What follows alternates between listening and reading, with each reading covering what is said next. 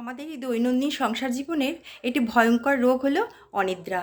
আর এই অনিদ্রার একটি ঘরোয়া উপশম হলো ফুটবাত। আর এই অনিদ্রাজনিত ফুটবাতের জন্য লাগবে এরকম একটা বেশ বড়সড় টাব আর সহনীয় বেশ খানিকটা গরম জল। লাগবে ইপসম সল্ট।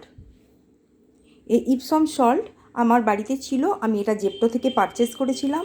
এই ইপসম সল্ট তোমরা দেখে বুঝতেই পারছো আমি বেশ খানিকক্ষণ আগের থেকে দিয়ে রেখেছি, কারণ এটা পাথরের মতন শক্ত, তাই গুলতে দেরি হবে। আমি আগে থেকে ইপসম সল্টটা জলে গুলে দিয়েছি।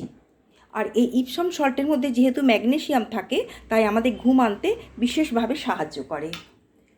তারপর দেব জলের মধ্যে এই বেকিং সোডা। এই বেকিং সোডা আমাদের ডিটক্সিফাই করে। আর দেব 5-6 ফোঁটা এই ল্যাভেন্ডার অয়েল, আমাদের স্নায়ুকে শান্ত করে। ভালো করে জলটা গুলে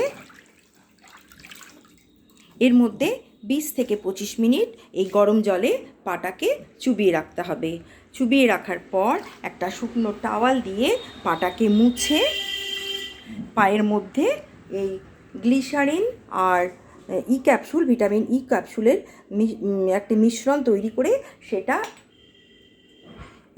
সুন্দরভাবে একটা ভিটামিন ই ক্যাপসুল এবং গ্লিসারিনের একটা মিশ্রণ তৈরি করে পায়ের তলায় মাসাজ করলেই আমার এই ফুটবাতের পুরো প্রসেসটা কমপ্লিট হবে। তাহলে তোমরা এটা করে দেখো এবং কেমন লাগলো আমার এই আজকের ফুটবাত আমাকে জানিও।